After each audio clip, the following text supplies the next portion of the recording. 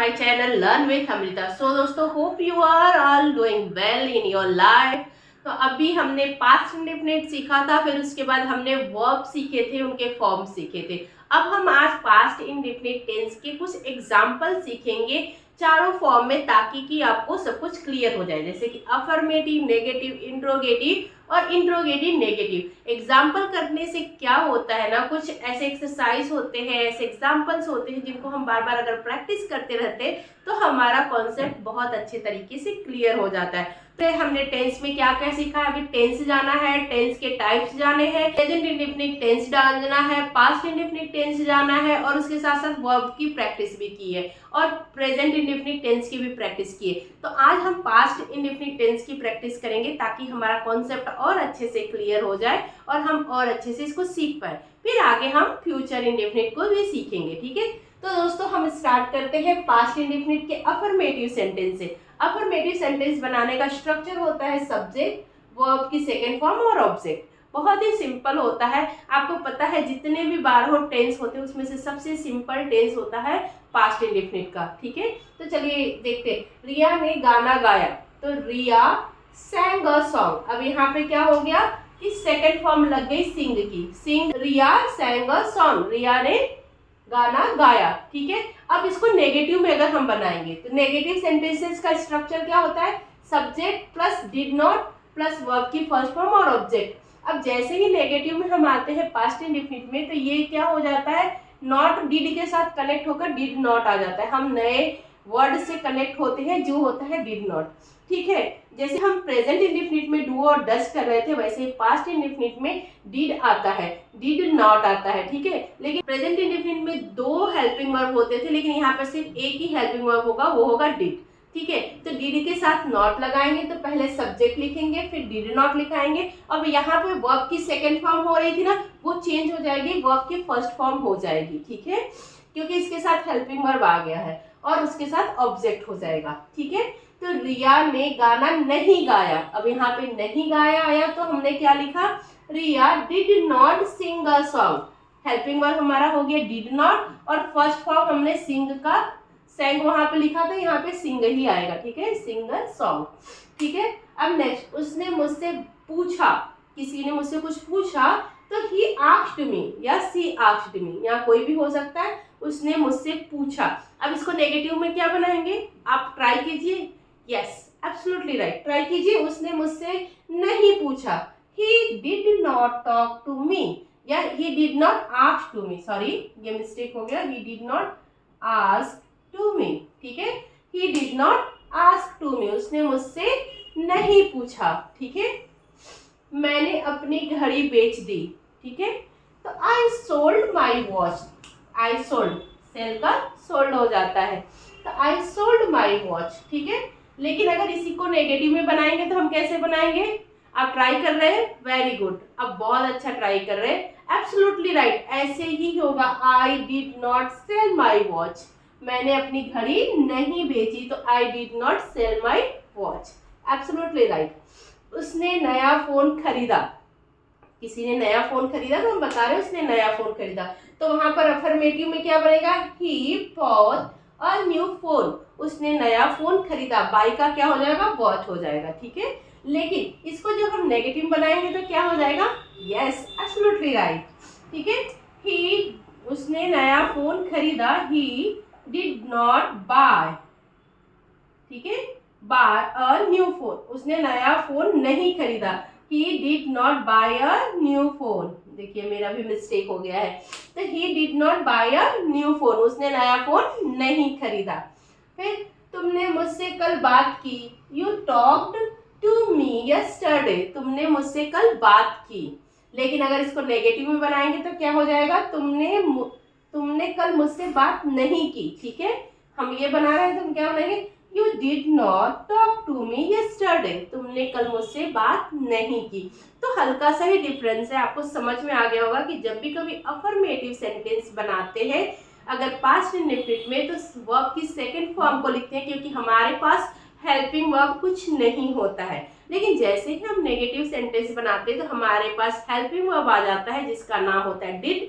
तो जब हम डिड को इंट्रोड्यूस करते हैं, हम डिड लगाते हैं, तो उसके साथ हम वर्ब की फर्स्ट फॉर्म लगाते हैं। होप आपको ये चीज तो कॉन्सेप्ट क्लियर ही हो गया होगा।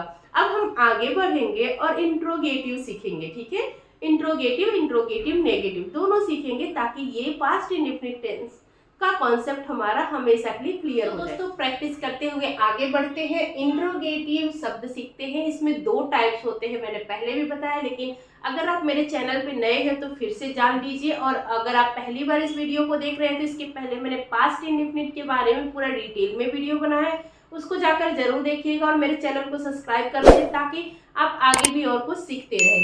सो दोस्तों इसका कैसे इसको बनाते हैं, मतलब ये इंट्रोगेटिव में 2 टाइप्स के सेंटेंस बनते हैं। तो उसका मेथड क्या होता है पहले ये समझते हैं। फर्स्ट ऐसा होता है कि अगर कोई आपसे क्वेश्चन पूछ रहा है, क्या आप खाना खाए, क्या आप कहीं गए थे, क्या आपने इसको देखा, जहां पर भी यस और नो में आप आंसर दे सको, मतलब जहां पर कोई भी जवाब आप यस और नो में दे सकते हैं, उसका स्टार्टिंग होता है हमारे हेल्पिंग वर्ब से, ठीक है। उसका मेथड होता है कि आप हेल्पिंग वर्ब से स्टार्ट करो।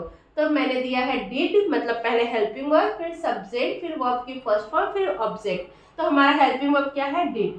तो यहाँ पर क्या लिखा है, क्या उसने गरीब की मदद की, क्या उन्होंने गरीब की मदद की। Did he help the poor, क्या उन्होंने गरीब की मदद की, ठीक है। क्या उन्होंने गरीब की मदद की, तो did he help the poor, या डिड दे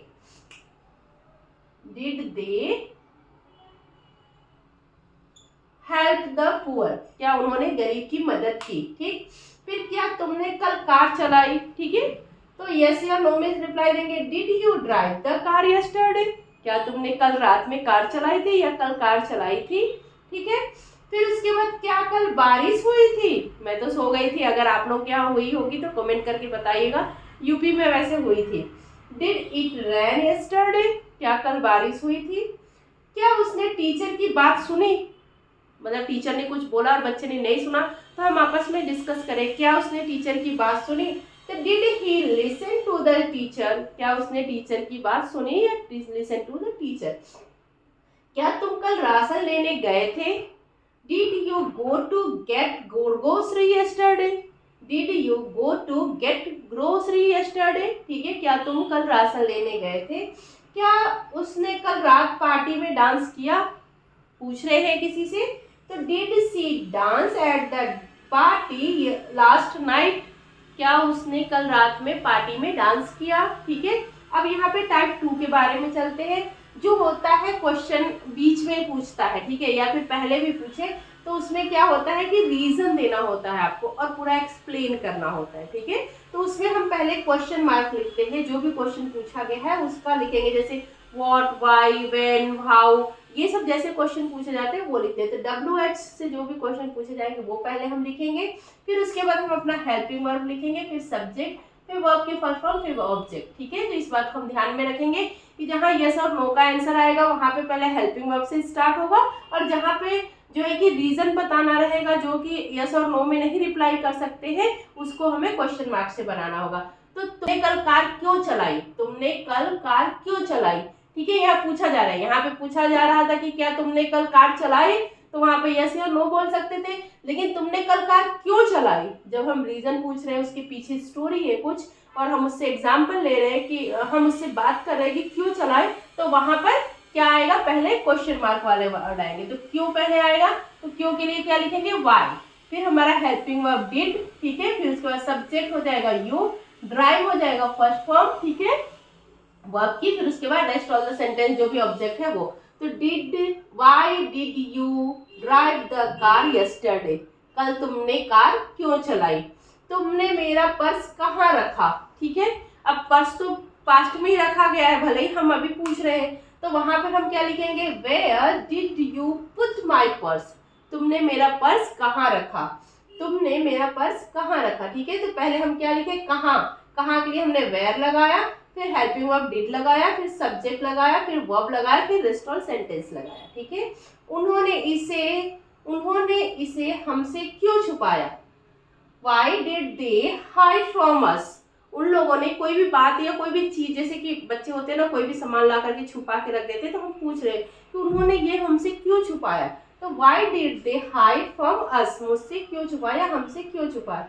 उसको बाइक कब मिली? कोई आपका दोस्त है, उसको बाइक मिल गया है लेकिन आपको पता नहीं है, तो आप उस अपने एक दूसरे दोस्त से पूछ रहे हो कि उसको बाइक कब मिली। तो व्हेन, कब की स्पेलिंग पहले लिखेंगे, when he get the bike, उसको बाइक कब मिली। क्या क्लास में कल, आप क्लास में कल क्या लेकर आए थे? आप क्लास में कल क्या लेकर आए थे? तो पहले हम क्या की इंग्लिश लिखेंगे, व्हाट, फिर डिड, व्हाट डिड हमारा हेल्पिंग वर्ब, फिर you bring the class yesterday, तुम क्लास में कल क्या लेकर आए थे। ठीक है, तो पहले हेल्पिंग वर्ब, पहले हमने क्या लिखा, पहले हमने क्वेश्चन लिखा, फिर उसके बाद हेल्पिंग वर्ब, फिर सब्जेक्ट, फिर उसके बाद वर्ब, फिर उसके बाद रेस्ट ऑफ सेंटेंस। उसने खाना कहाँ खाया। ठीक है, हम किसी से पूछ रहे हैं कि उसने खाना कहाँ खाया, तो where did he ate, where did he eat, उसने खाना कहाँ खाया। तो पहले क्वेश्चन मार्क कहाँ के लिए हमने वेयर लिखा, फिर उसके बाद हमारा हेल्पिंग वर्ब, फिर उसके बाद हमारा सब्जेक्ट, फिर उसके बाद हमारा वर्ब। ठीक है, तो आपको ये समझ में आ गया होगा। अगर हम बात करें इंट्रोगेटिव नेगेटिव, अब हम इंट्रोगेटिव और नेगेटिव सीखेंगे कि जब हम पास्ट इंडेफिनिट में इंट्रोगेटिव नेगेटिव बनाते हैं तो उनका क्या स्ट्रक्चर होता है। तो पहले आता है जो क्वेश्चन आंसर का यस और नो में रिप्लाई दे सकते हैं, तो उसका होता है हेल्पिंग वर्ब, उसके साथ में नॉट यूज होता है, डिड नॉट या डिडंट भी बोल सकते हैं। डिड नॉट, फिर सब्जेक्ट, फिर वर्ब, फिर ऑब्जेक्ट की फर्स्ट ऑब्जेक्ट। ठीक है, क्या तुमने कल कार नहीं चलाई, तो did not you drive car yesterday, did you not, did not you drive the car yesterday, क्या तुमने कल कार नहीं चलाई। एक और एग्जांपल देखते हैं, क्या उसने अपना काम पूरा नहीं किया, did not he finish his work. ठीक है, तो डिडंट भी लगा सकते हैं, didn't he finish his work, क्या उसने अपना काम पूरा नहीं किया। दूसरा टाइप जो होता है उसमें पहले क्वेश्चन मार्क आता है, फिर हेल्पिंग वर्ब, उसके साथ में नॉट, फिर सब्जेक्ट, फिर वर्ब की फर्स्ट फॉर्म और फिर ऑब्जेक्ट। तुमने कल कार क्यों नहीं चलाई। ठीक है, तो why did not you drive the car yesterday. ठीक है, फिर उसके बाद तुमने अपना काम क्यों नहीं किया, why did not you do your work, तुमने अपना काम क्यों नहीं किया। ठीक है, तो ऐसे ही बनाते हैं सारे सेंटेंस। तो आज जो प्रैक्टिस हो गई है, होप आपके लिए बहुत ही ज़्यादा यूजफुल होगी। तो दोस्तों मिलेंगे नेक्स्ट वीडियो में, तब तक के लिए धन्यवाद, जय हिंद।